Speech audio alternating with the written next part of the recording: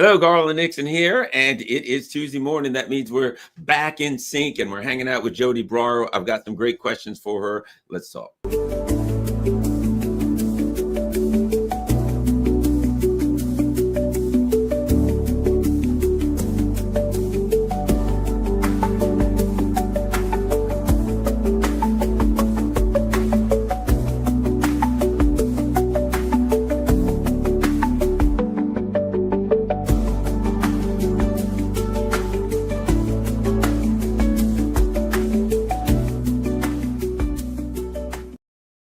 Hello, Garland Nixon here, and we are hanging out with Joti Brar. Lots to talk about. As you know, I've been, away from things for a little bit. I was hiding away at a bunker in an undisclosed location. I like to say that. But at any rate, where I had lunch with Epstein and Ghislaine Maxwell. Might as well throw something like that in. Let's have some fun with it. At any rate, let's talk to Joti. I'll tell you what I've been thinking about lately, and that is looking at what's going on, particularly in Europe, here also, but it's more clear and obvious to me in Europe. Maybe, as they say, fish discover water last. So maybe I don't see it as clearly here. I don't know, maybe the Europeans see it more clearly here, but I'm looking there and I see this level of open imperialism seems to me has to transformed into a more open version of totalitarianism, a more hostile, and when I mean hostile in particular, hostile towards dissent, hostile towards dissidents inside of Europe. If oh, I think I've got a Palestinian flag. Oh, no, you don't. You're going to jail. Oh, I think I'm going to post that. I think something about the Russians. I think maybe perhaps they got a bad deal. Oh, no, you're not posting that. You're going to jail. And I see these kinds of things. I'm like, during COVID, I started to see it wake up. And I'll just add this. And what's interesting is this seems to have aligned again with during COVID is the more obvious descent into an economic calamity and catastrophe that also started becoming more apparent during COVID. Joti Brar, your thoughts? Thanks, Garland. Nice to see you again. Yes. There's a lot of different strands to what you were talking about in your introduction there. I think the big picture that we need to understand when we look at the world today is there's a really, really, really deep economic crisis. It's a global crisis of the capitalist system. And global capitalism is imperialism. It's monopolies controlling the entire world, right? That is what imperialism is. Imperialism doesn't mean, like the Russian Empire from, the Middle Ages. It doesn't mean the Roman Empire from the classical times. Imperialism in the modern sense is the development of early stage capitalism into late stage capitalism, where kind of what they used to think of as free market economy has become totally dominated by monopolies, and monopolies need to expand constantly, and they've expanded across the whole globe. So this system is in a massive crisis of overproduction. Overproduction means that the rate at which these monopolies can produce goods massively outpaces the rate at which the people of the world can buy them, right? So they're producing things that the masses can't buy. The masses are, by the process of the development of capitalism into monopoly capitalism and all the rest of it, are impoverished constantly, because it's part of how capitalism works is to pay workers less than the value they produce. That's where profit comes from. The problem with that is there's a constant, not just a mismatch, but a growing mismatch between goods available for sale, capital accumulating in the hands of a small number of people, and money available to spend in the hands of the poor, the masses, who ultimately are the market. They're the ones who basically need to buy back all this stuff. And this is a mismatch that constantly comes back to bite the system. It's built into the system. It's a cyclical problem, crisis of overproduction, boom and bust, they used to call it. The problem when capitalism goes global, as it does in the era of imperialism, is there is no way out of the crisis.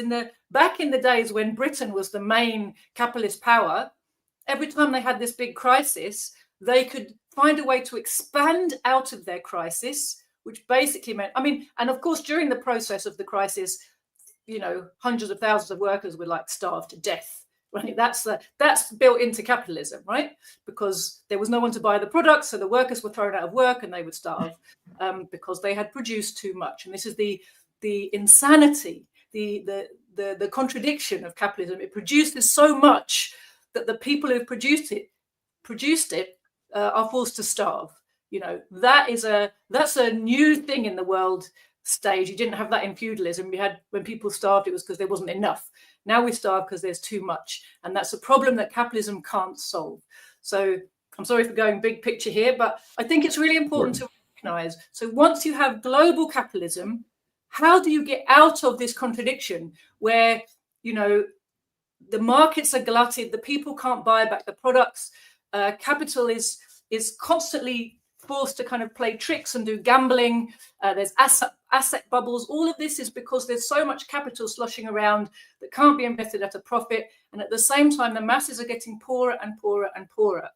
The only reset to this situation when the crisis is a global one is war. It's an orgy of destruction, and the wars are fought for two purposes. One is essentially to create demand in the market. By one, you have demand for armaments and everything to do with waging war.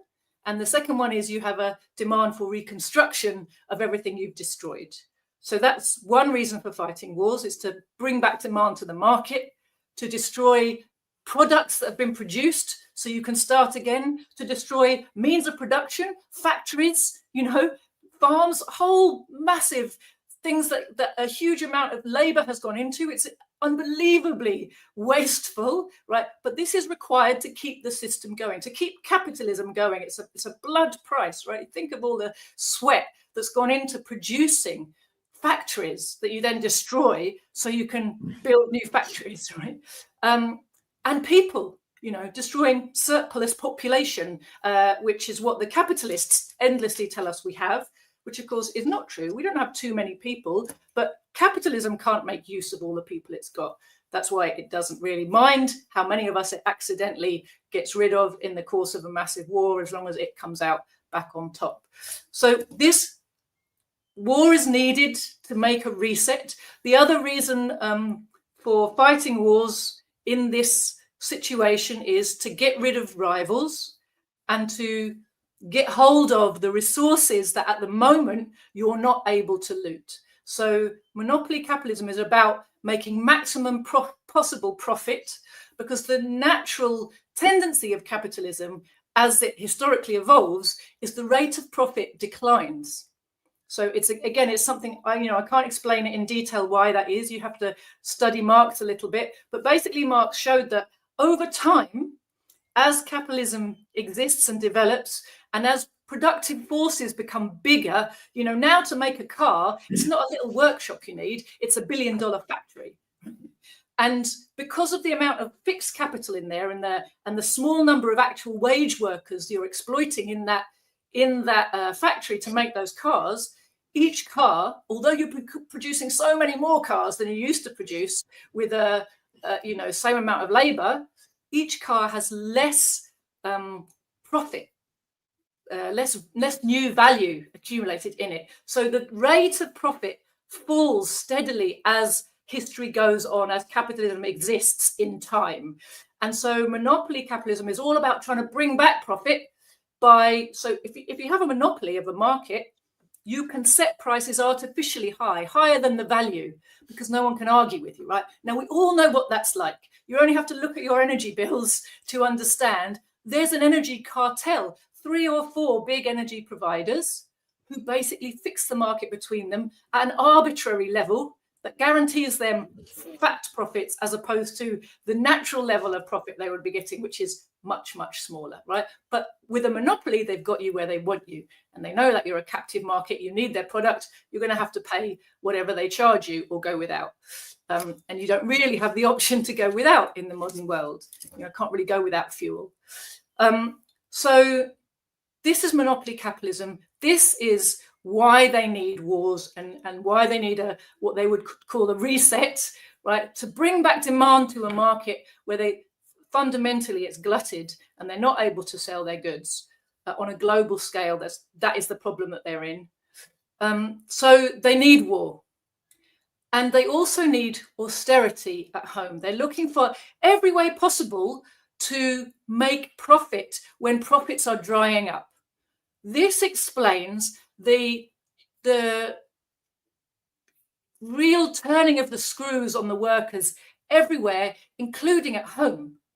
Now, turning the screws on the workers at home at the same time as you're also waging increasingly aggressive wars abroad, which are not popular at home, this is a very dangerous combination, isn't it, Garland? We see that the imperialists understand that mobilizing their own people to fight these wars is going to create a really revolutionary tension. So they're doing everything possible to use all of their mountains of capital to create proxy forces. First, they brainwash. They take control of governments and civil society in the media space. Brian Berletic talks about it really well in oppressed countries. They do everything possible. They weaponize religions. They weaponize local traditions and customs and pick out the bits that they feel like they can turn into a story to create brainwashed but motivated soldiers who will be their proxy armies. And you look all over the world, you see every single religion has been weaponized by imperialism, right? And they're good at this. They did it in India to put Hindus against Muslims. They have, and they've been doing that for hundreds of years. Of course, they did it with Zionism. They created this ideology out of bits of Judaism they kind of plucked up and massaged into something that Judaism never was, right? And they created the Zionist supremacist ideology. And this is something they've done with literally every religion. You can go and find a version of it that the imperialists have created in order to brainwash a proxy army and tell them that the reason for their misery is some other population that just happens to be an enemy of British or American imperialism, right? And, we've talked endlessly about how that works. But so this dangerous combination of unpopular wars and austerity and doing everything to maximize profit taking because the system is in a crisis, because we're on the verge of a real global economic meltdown, right? They're trying to save the system and save themselves at the top of it. They need these wars, Garland. It's not a policy matter. There's no government you can vote for within this system that can take any other choice. All the governments work for the ruling elites who control masses of finance capital, and they need to find ways to invest that capital to make a profit. And they're struggling to do that. And if they can't keep doing that, the capital stops being capital, and all the banks and the hedge funds and the stock markets start melting down, right? So this for them is a battle for their survival, which means their system's survival. And they have to somehow persuade the masses to let them do all the things which are going to be terribly catastrophic for us.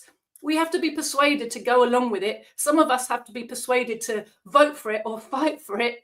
And those of us who won't be persuaded have to be suppressed. So this is what we're looking at right now. We're looking at the building up of, as you said, totalitarian, a draconian anti-dissent framework. Now, it's not yet really fascism at home in the West. The reason being, the working class is not well organized. Fascism is needed by the ruling class when the working class is on the move, when it's starting to organize and fight for socialism, fight for its own liberation, fight for its own rights in a meaningful and effective way. That's what we saw in the 1920s and 30s, which is why we had the state of the imperialist countries basically creating and working hand in hand with informal but really state-backed, violent militias on the streets. So you have the kind of the bully boy face of the state, and you have an increasingly draconian legal framework. And these work hand in hand, specifically to target the working class movement and suppress it, and to head up the war drive. So, like I said, both of these things are necessary to the capitalists because of this global crisis of overproduction. This is what we've seen in imperialist countries in the run-up to World War II. If we look today, the big difference is the workers in the Western countries, they have essentially had their working class leaderships, the class-conscious communist leadership, and decent, genuinely trade union organizations have been decapitated and destroyed. And what we have now is a comprador and controlled opposition, so that real, genuine dissent is in very small pockets now. And so what the ruling class is trying to do is normalize the crushing of small pockets of dissent in such a way that the rest of the population just goes, oh, well, those people who sprayed red paint on an aeroplane, they're terrorists. It's okay to treat them that way. Oh, those people who are protesting in Parliament, they're terrorist supporters. It's okay to treat them that way. Oh, those people who caused a traffic jam on the motorway, they are, I don't know what they called them, but it's always terrorists now these days. It's just the everyone's operative going to be called a terrorist, yeah. But what did they say? It was public disorder or public nuisance, but anyway, people who even just talked about, environmentalists they were in Britain, just talked about causing, joined a meeting and discussed causing a blockage on the M25 that was quite inconvenient for some hours to some motorists, 4 or 5 year jail sentences. But because they're a small group, and because there's been a massive media campaign to portray them as something really threatening to the working class, masses of people are allowing these things to go by, not really understanding that this war is actually aimed at them. This is all about creating the framework we have normalized and accepted step by step by step by step. And it's very important to notice that every single one of the governing parties, in your case, Democrat and Republican, in our case, it could be conservative with the Lib Dems, Labour. I'm sure if it was a Labour, Lib Dem, Green alliance, we'd have exactly the same thing. The framework is being laid where legally it's possible to persecute people for any type of resistance. Very soon, I'm sure that it's going to be possible to persecute someone for just being a communist. We're very close to it, where it starts to be, those laws start to be used on populations that have been persistently demonized in the newspapers. So Muslims, or certain types of protesters, or Palestine solidarity people, anti-Zionists, they've been massively demonized. And so you start to use the law on them. You start to set up even a parallel legal process like the British did to crush the Irish, or to try to crush the Irish Liberation War. They had a parallel legal system for them, which meant no inconvenient juries, a single judge, a fast track process, so you don't get time to arrange your defense or have even your own lawyer. It's literally you're arrested, you have a fast track kind of token lawyer representation, you're put in front of one judge, he says, oh, guess what, guilty, 25 years, off you go. So during the time of the Liberation War that was being fought in the north of Ireland from 1970 to 1998 or 9, you saw that, in fact, they haven't dismantled those courts. They called them the Diplock courts. They're still there for certain types of offences just in the north of Ireland, still colonised. But there's every sign that they're likely to start rolling out a similar parallel system in Britain for certain types of offences, and to try to present it to the public in such a way that nobody really makes a fuss, right? So we're seeing this steady building up of the framework to make sure that as dissent grows, it can't really gather too much steam. You hit it on the head while it's still quite small and isolated from the people. But the thing is, was it that pastor Niemöller who made that statement after World War II? First they came for the communists, right? Didn't speak up. Then they came for the socialists, and they came for the trade unions. Then they came for the Jews. Then they came for me, and there was nobody left to speak up for me, right? Because step by step by step, you are exceeding, you are allowing these steps to be taken. while your government screams at you how lucky you are to live in a free democracy, right? You are watching them dismantle everything that could possibly be associated with freedom and democracy right in front of your eyes while they scream at you about freedom and democracy. And just because it's not targeted at you and your family yet, you're allowing that to happen. And I think that that's what we're looking at right now, Garland. But we have to see the bigger picture. It's absolutely tied to the crisis of imperialism, to the need of the ruling class for rinsing every penny they can out of the working class at home, whether that means by lowering their wages, lowering their pay and pensions, lowering their standards of living in every kind of way, privatizing every bit of social housing, privatizing every social service, rinsing it for cash. So, we pay taxes, and huge budgets are given to, say, the NHS. The NHS gets this massive budget. And yet in front of us, we see that the health service that is delivered to us gets worse and worse and worse. It's more and more rationed.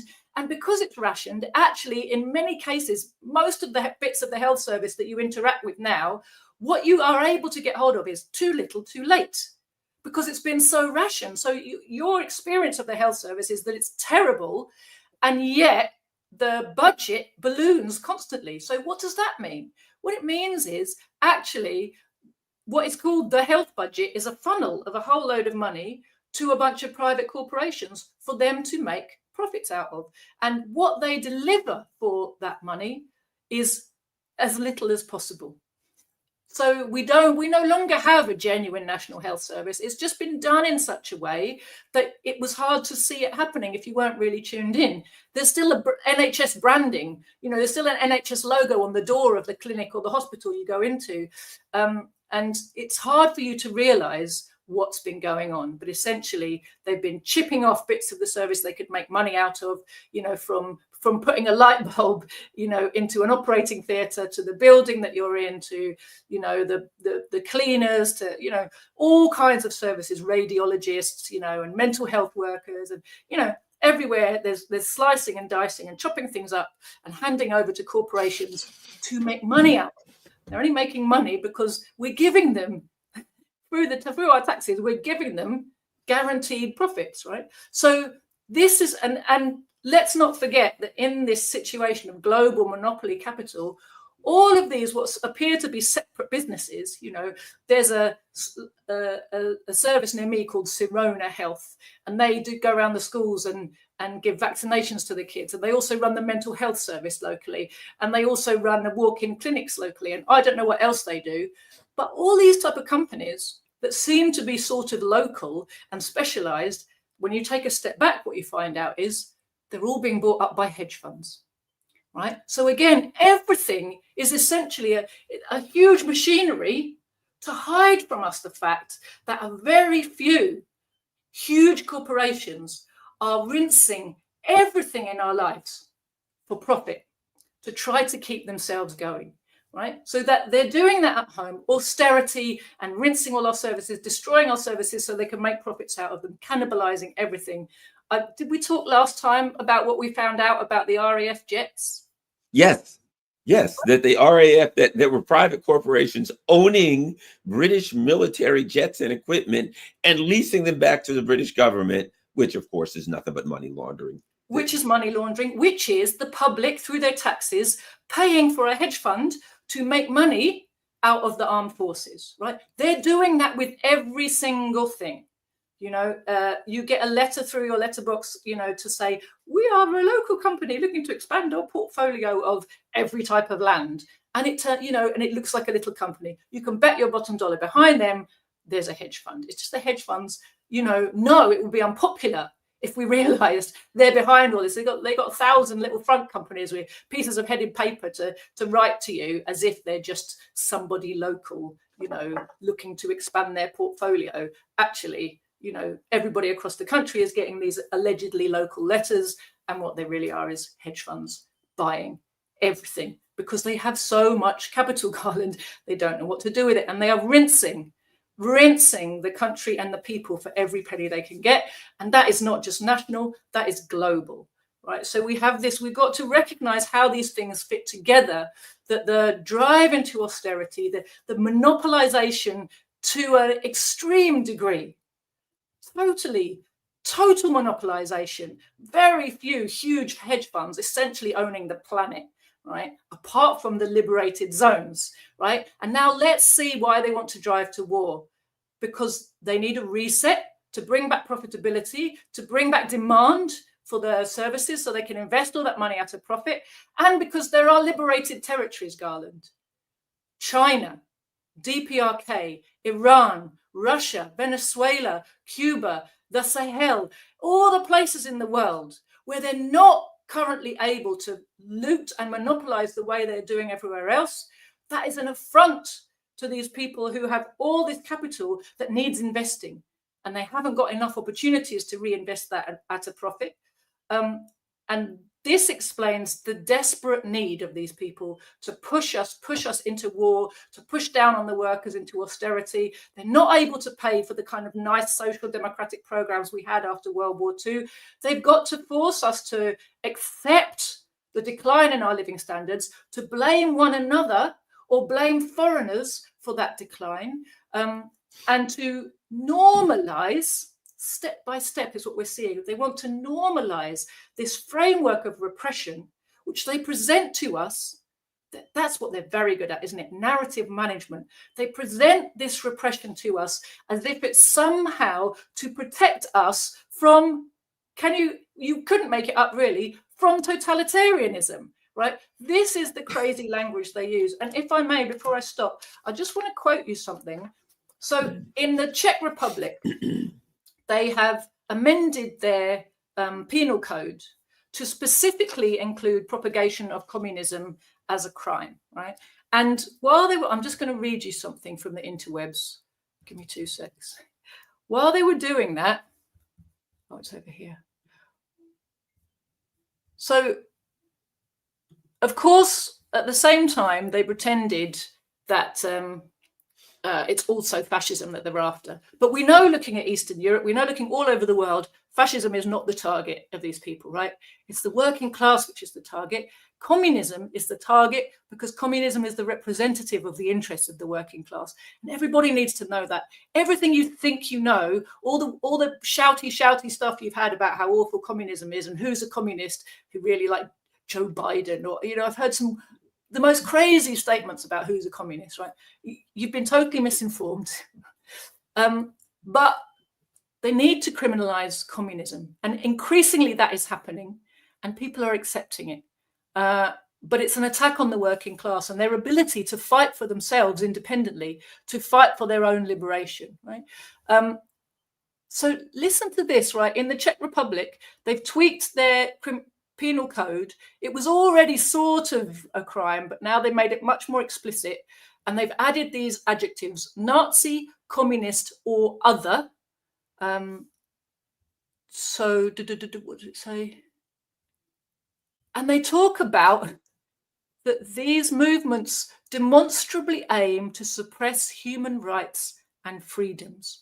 And they've said Nazi, communist, or other. So what they're telling us is, in our interests, to protect our rights and freedoms, they are banning people from promoting communist ideology, explicitly banning. And they've lumped it together, as they've been doing since the fall of the Soviet Union, Nazi and communist, as if they're anti-Nazi, when, of course, we know from everything we've seen in Eastern Europe, that's the opposite of what they are. Right? This is actually a Nazi initiative, if you like. But obviously it comes from the West. Listen to this. There's a bunch of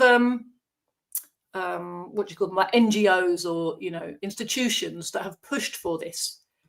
Every one of these has a name that sounds like it was dreamed up by the NED, yeah, the National Endowment for Democracy in the States, or by, you know, MI6, or, you know, some of these people who specialize in kind of Orwellian doublespeak, right? The Institute for the Study of Totalitarian Regimes, the Museum of Memory of the 20th Century, the Platform of European Memory and Conscience, right? This is the way, in using these terms, this terminology, this doublespeak, this is the way they're implementing a kind of fascistic framework and specifically anti-communist regime. And it's starting in Eastern Europe, but believe me, Garland, it is spreading west. Absolutely. You know, one of the things that I find interesting, and I've always fought with this, you know, there was back in my day after law enforcement for years, I worked in the US. Bottom line is that cops can do just about anything, and there's not much accountability. You know, it's under the guise of keeping law and order. But if I can do something and I'm not held to the same accountability and the same legal standards as everyone else, that's problematic. And I was a cop and I saw it, so I know it. Okay.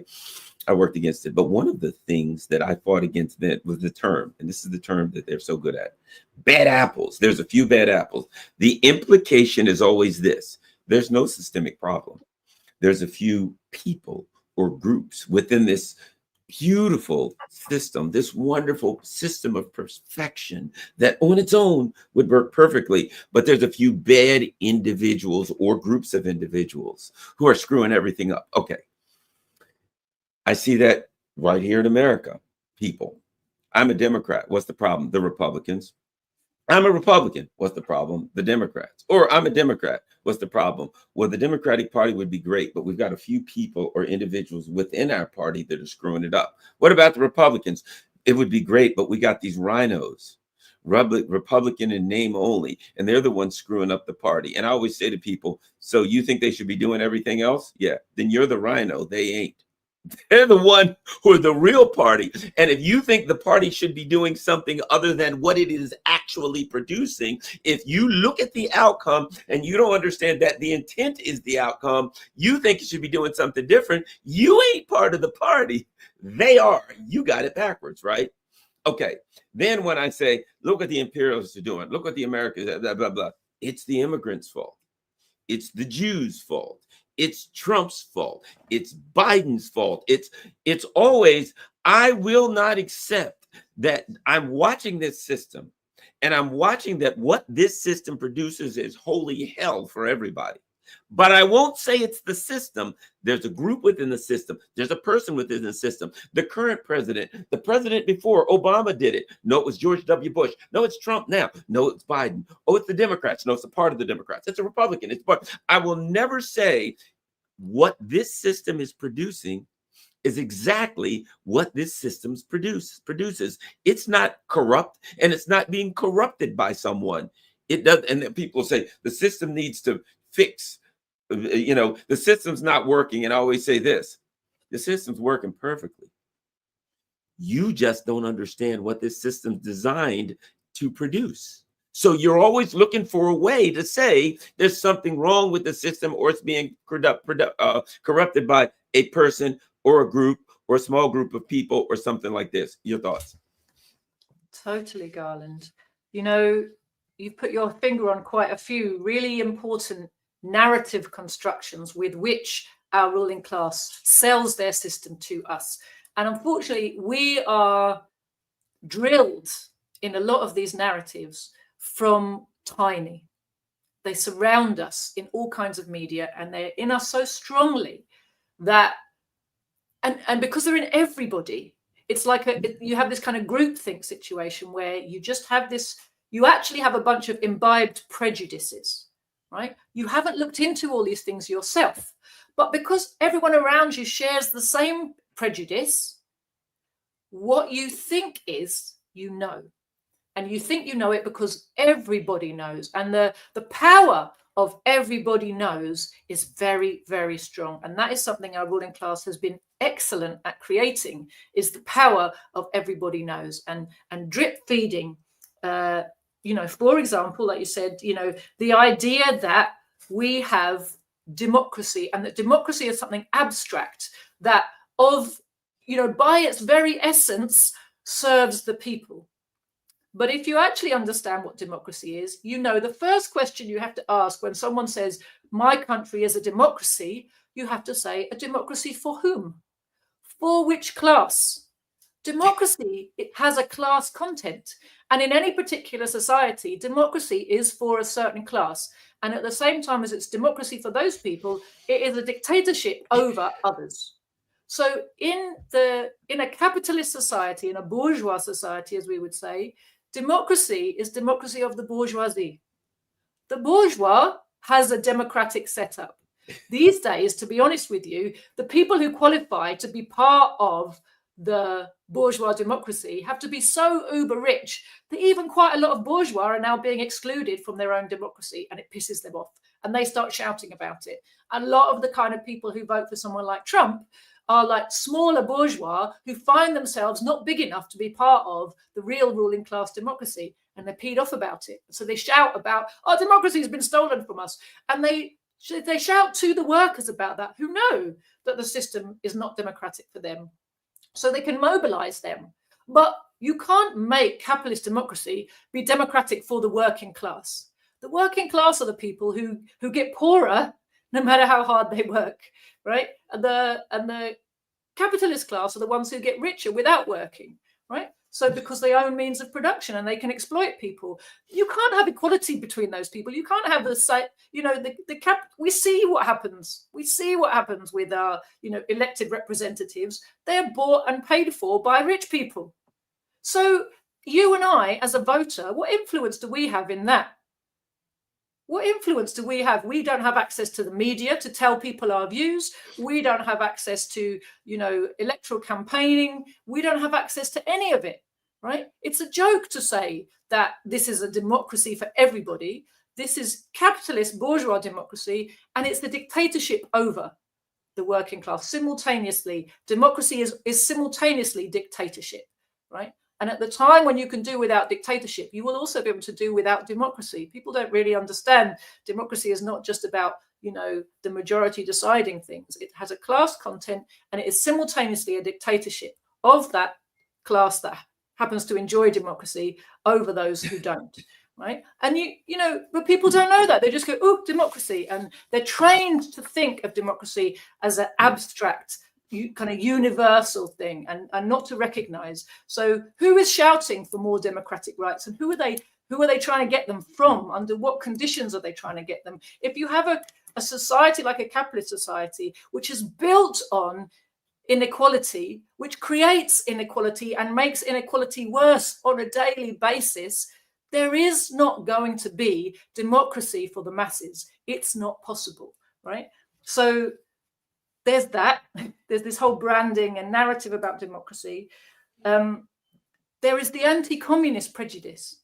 Again, we've been fed it so much for so long, from so young, that we just have this sense that everybody knows that this kind of society is the best kind of society you can have. And if you try to make a revolution, you will either fail and it will be awful, or if you succeed, it will be worse than what you have now. So don't try.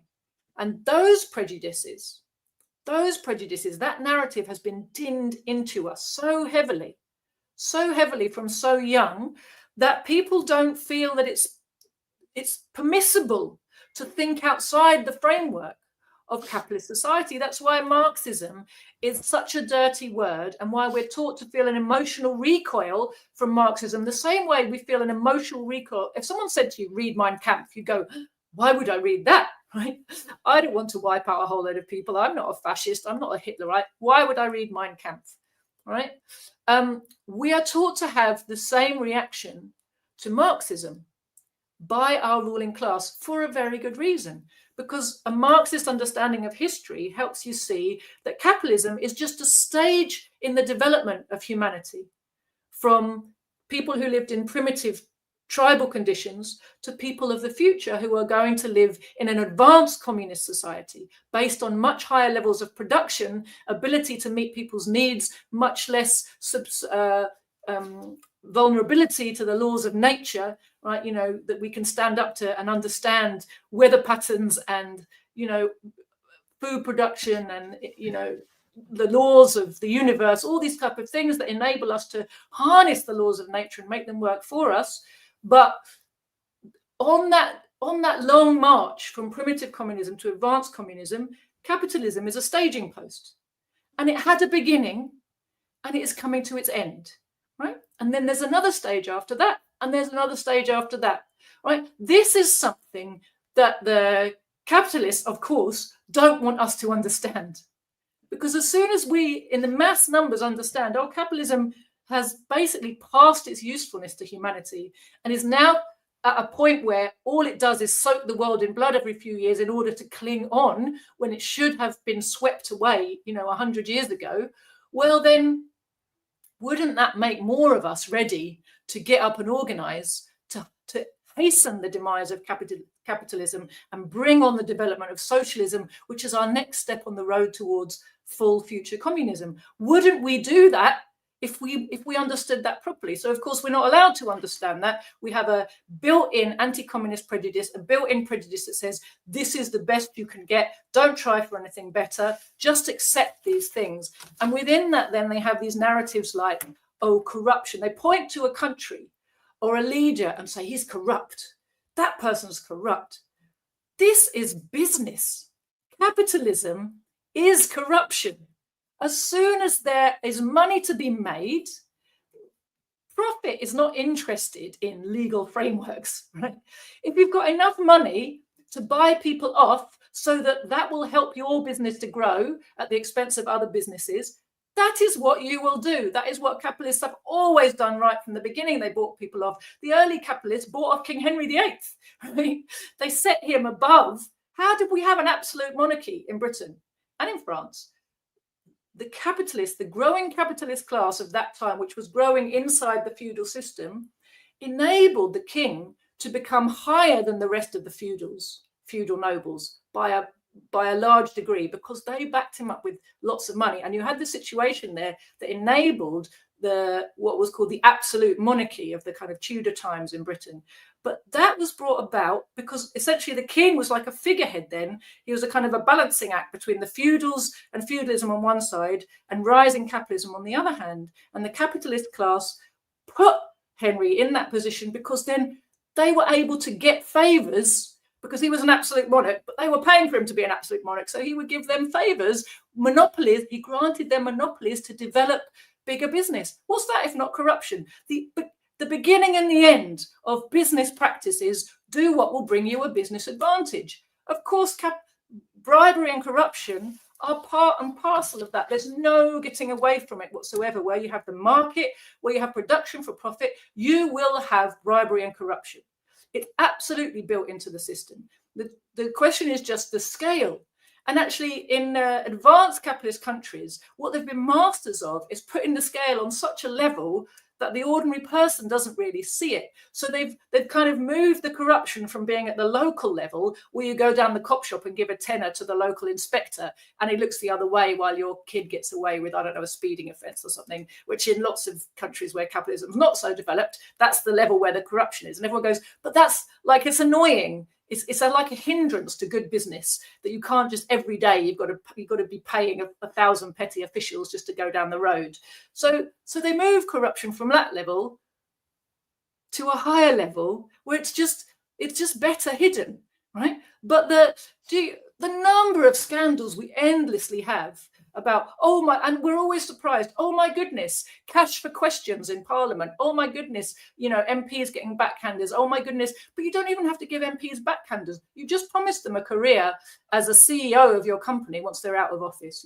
We see it all the time. How did Tony Blair get to be a multimillionaire? How is his son nearly a billionaire? This is all backhanders for services rendered. That's how capitalism works. The idea that you can go along and point to, oh, look, corruption. It's like, oh, look, capitalism. That's how it works, people. But they've done a very good job, as you said, of putting it in our heads that, the narrative of the individual. Why do we have all these superhero stories? Why do we have such a culture, a mass popular culture that's all about the individual savior, the individual good guy, defeating evil, and the individual villain, the supervillain, who's just inexplicably inhuman, right? None of this matches genuine reality. The reality is we live in a system that brings out the worst in people, rewards anti-human, antisocial behaviors, creates sociopaths, and narcissists on a massive scale, never before seen in history. There's nothing natural about that. I remember listening to the radio once, and this lady kind of just announced, like, oh, well, just one of those things. Oh, 10% of people are sociopaths. And I was like, and she just said it like, oh, well, that's just how it is. I was like, do you genuinely think that's like an endemic fact, something genetic about that? That's quite clearly been socially produced. That's a social phenomenon because of the type of society we live in. There's no way back in the days of people living in interdependent little tribal groups that 10% of the people were sociopathic. How would those tribes have survived and continued to thrive if 10% of their population were just sociopaths? It's not possible. Those kind of tendencies are socialized out of people, right? It's this system that produces sociopathy on such a gargantuan industrial scale. If I may, the very foundational foreign policy of the empire, right? All you have to do is go to a country and see that this country is impoverished, the people are starving, the people are hungry, everything's falling apart, nothing's working, only because the US and the EU put a bunch of sanctions on that country because they have oil and lithium and gas and things that they want, right? A reckless disregard for the lives of the people in that country. And then say, look at that country, it doesn't work. It's screwed up. Their leader, they're broke because they're stealing all the money. Well, you just blocked 99%, literally, in Venezuela. They sanctioned 99% of the income of Venezuela away. The Venezuelan people are starving, hungry, struggling, dying of easily curable diseases. And then the empire says, Maduro's evil and he's stealing all their money. What? Some of the last 1% left, he's stealing it? It doesn't work. Really? That's like a bank robber robbing me and saying, look at Garland, he's broke. He doesn't have a dime to his name. And you just hit him over the head with a club and took his wallet. And so there's an inherent sociopathy to the overall actions of the empire. 100%, Garland. And actually, if you go back to the beginnings, as you said, to the beginnings of the history of British imperialism, I do recommend to your viewers to read a book called The Anarchy by William Dalrymple. It's a history of the East India Company and how it went from being a little trading company to basically the ruler of most of India in a short period of time. And what you see there is the absolute ruthless and bloody pursuit of profit over all else. And you see there the template for everything that has happened since then in terms of how imperialism operates. It treats whole populations as entirely disposable, as simply vehicles for producing profit, no matter what the cost, no matter what the human losses entailed. You know, I mean, the word loot actually comes from it was Bengali slang for what basically for gangsterism, and it came into common usage in Britain in the 18th century because in the space of sort of 50, 60 years, suddenly this huge influx of wealth that was literally looted from India into Britain just was coming in such an avalanche, in such a torrent, that this word loot appeared in our language and has become, you know, totally commonplace. But it was that machinery for looting. And the East India Company was always just a company. It had shareholders. It was a company that was too big to fail. It was a company that ended up having the British state as its appendage. It was a company that very early on, all the way back in the 1600s, there was a scandal about the East India Company and how many MPs it was turned out that it was paying for.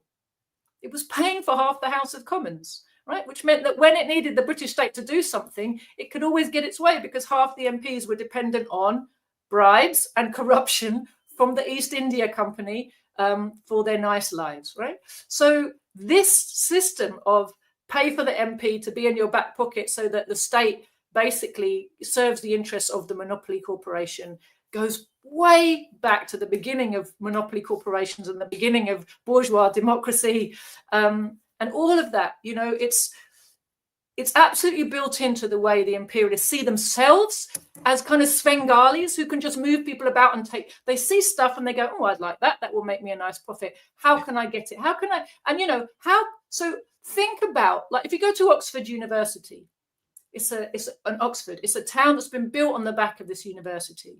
Now, the university was established by monks back in the, I don't know, 1200s.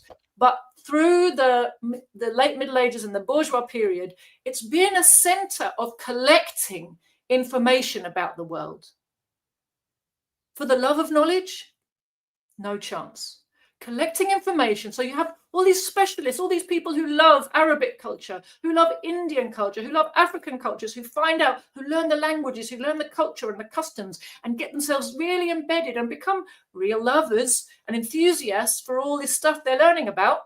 But fundamentally, they are funneling this information back to the center of knowledge at Oxford University with the purpose that then British imperialism can work out how to use this knowledge to conquer people. And they look at the conquering of India, proxy armies. Use your money to pay people to fight for you. Use your understanding of the customs and the culture and the languages and the differences between different groups to get them fighting each other and yourself positioned to win whatever happens, you know. This is the model that they set up all the way back in the early 1700s, which has been rolled out across the world, Garland. This is what imperialism does. It's a machine for looting the world. It weaponizes people's customs, culture, and religion in order to do that, in order to turn them into proxy armies. We're seeing that again now, aren't we? If you look at your example about Venezuela and the outrage against Venezuela and how high the level of outrage has gone recently, it's the outrage at a liberated territory daring to stand up against all their machinations and all their efforts to starve it and bring it down. And what's one of the things they're really angry with the Venezuelans for having successfully done in the last 10 years is, you know, you think about how the imperialists basically thought that they had Venezuela where they wanted it because Venezuela's whole income was based on oil, that they didn't even refine themselves at home, right? So it's very, very vulnerable. They had lots of oil wealth coming into the country, but if you cut off that avenue, you basically can starve the people. When they started trying to starve the Venezuelan people, they were in a very strong position because they had control of the mass media, so they can tell the people inside and outside the country that the reason they're suffering is because their government hates them and is useless and incompetent and stupid. And this is what happens if you try to do anything remotely socialistic or people friendly.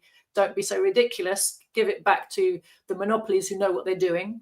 They had control of monopolists and lots of areas of the economy, and they were able to just sanction the country in such a way that the people, you know, basically had a hand to the throat.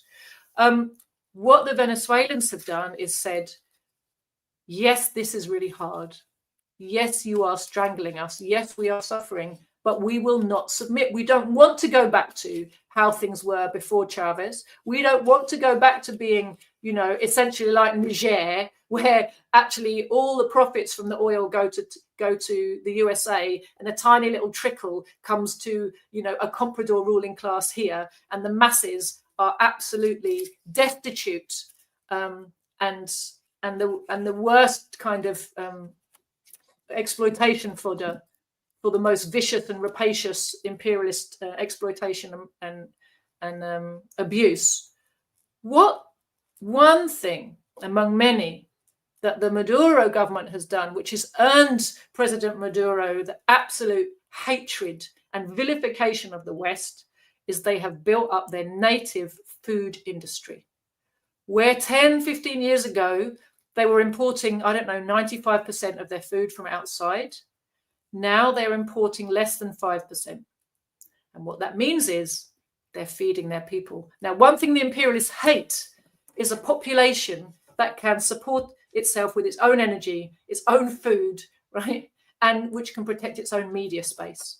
If I may, yeah. There was a guy named Alex, I forgot his name, that the United States grabbed. He was a Venezuelan diplomat, and grabbed him in another country, brought him here, went after him, and they said that he was doing illegal things and he was trying to violate sanctions. he was working on their CLEP program. And what he did was, they have a program in Venezuela, and I've seen it myself, where they give food to poor people that can't afford food. The government gives you X amount of food per week. And he went around the world securing food for that program, the CLEP program. The United States deliberately sanctioned anyone they could who worked with the CLEP program, which was feeding poor Venezuelans, and they specifically went after him. He was, I think, coming from Iran, because Iran was helping them. So the U.S. sanctioned Venezuela to the point of starvation, and when the government was giving poor people free food, the U.S. targeted the program that the Venezuelan government was using to feed the impoverished. 100%, 100%. The idea that there is any humanity in this system is for the birds. The ire of the imperialists, when they see somebody working to help the people to resist their control, knows no limits, and they would rather starve an entire population than allow that population to live in freedom and sovereignty and determine their own future, which will of course mean not allowing the imperialists free rein to simply loot their resources. And this is something we also have to recognize. Like I said, monopoly capitalism is about maximum profit, because the rate of profit is declining, and you've got to try to maximize it to keep the system viable, right? And maximizing profit does not mean trading on equal terms. There's not enough profit to be made for the system to continue on that basis. A lot of people don't understand this. They feel like, well, why isn't a little bit of profit enough? It's not possible for the capitalist to think that way. He wouldn't stay a capitalist for very long. He'd go out of business, because other capitalists will be being more ruthless, and he's got to compete with them. So it's not possible to be the nice capitalist in the middle of all the nasty ones, right? You have to recognize the logic of the system forces you to go after maximum profit. Now, maximum profit means looting. If it's possible to loot, then you can't compete with the people who are looting on the basis of doing business on fair trade. If I will buy Russian oil at the price that Russia is prepared to sell it to me, and it's a fair market price, right? But my competitor over there is basically stealing Venezuela's oil for nothing, I'm going to go out of business because I can't compete with his low costs of doing business, right? So you understand me, the logic of the system is looting. Looting is the order of the day. Looting is how the system works. And getting in the way of looting, saying to the monopolies and the governments that work for the monopolies, i.e. the imperialist countries, saying to them, I think we'll decide what to do with our resources. I think we'll nationalize these resources, like Iran did twice, right, with its oil. Let's remember, in 1953, when Mossadegh came to power, he wasn't some, extreme communist. He wasn't a socialist. He said Iran should be sovereign and we should decide what happens to our oil wealth. When he came to power in 1953, do you know how much of Iran's oil wealth went to Iran? Zero. Exactly. Zero. If you read the book, All the Shah's Men, they talk about a great book I would recommend for people, that when the U.S. overthrew the government, they immediately took 50% of the oil money, and then they started splitting it. The UK, you get 30%, you get 10%. They stole the whole thing. And people wonder about the whole Ukraine thing. And it is this. And what it is, the U.S. is basically saying, we're going to take Russia.